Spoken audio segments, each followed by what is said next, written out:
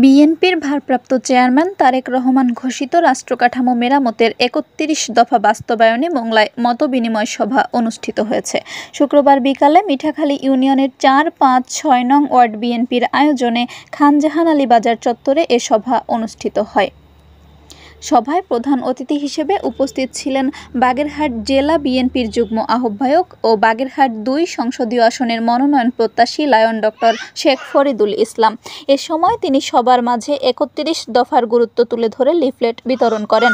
মতবিনিময় সভায় lion doctor Sheikh Faridul Islam বলেন, আমাদের নেতা তারেক রহমানের স্লোগান ভোট দেব ধানের শীষে, দেশ গড়ব মিলেমিশে। তাই আপনারা সকলে ধানের শীষে ভোট দিয়ে বিএনপির পাশে থাকুন। বিএনপি ক্ষমতা এলে আপনাদের নিরাপত্তা, কর্মসংস্থান, শিক্ষা, স্বাস্থ্যসেবা এবং পরিবেশ সুরক্ষায় কাজ করা হবে। এ সময় নারীরা তার কাছে বিভিন্ন দাবির কথা তুলে ধরেন এবং সমাধানের প্রতিশ্রুতি দেন লায়ন ডক্টর শেখ ফরিদুল ইসলাম।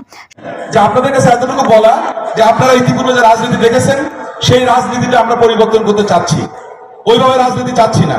রাজনীতি নামে দুর্বৃত্তায়ন, সন্ত্রাস, মাস্তান বা এই যে কাজগুলো হয়ে আসতেছে যুগ যুগ ধরে, আমরা এগুলো সমাপ্তি করতে চাই। আপনারা আমাদের পাশে থাকেন, আমরা সেটা করব। এখানে দেখবেন আপনাদের আছে ৩ নম্বর আছে রেইনবো নেশন। আপনাদের এখানে বলা আছে যে আমরা রংধনুর মধ্যে একটি দেশ করতে চাই। এইটাই হচ্ছে সবচেয়ে বড় আমাদের অঙ্গীকার। এইখানে যে কথাগুলো আসছে অসঙ্গতি নিয়ে, বিভিন্ন ধরনের উদ্বেগ, উৎকণ্ঠা, যদি আমরা সত্যিকার অর্থে সবাইকে নিয়ে একটি দেশ গড়তে পারি তাহলে সবাই কিন্তু সেখানে ভালো থাকবে। আমরা চাই আগামীতে আমাদের সন্তানদের জন্য কর্মসংস্থানের ব্যবস্থা করতে, যেন তারা লেখাপড়া শিখে তাদের যোগ্যতা অনুযায়ী চাকরি পায়।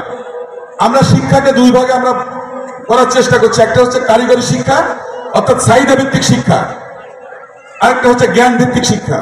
সবাইকে মাস্টার্স বা বড় উচ্চ ডিগ্রি নিতে হবে এমনটা না। অনেক দরিদ্র পরিবার আছে, তারা যদি কারিগরি শিক্ষা নিতে পারে, ভাষা শিক্ষা নিতে পারে, তাহলে তারা দেশে।